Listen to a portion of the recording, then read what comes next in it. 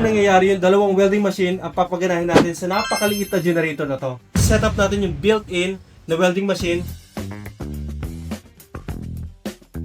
So ngayon mga ka-best buys, meron tayong male plug at female socket. Welding machine natin.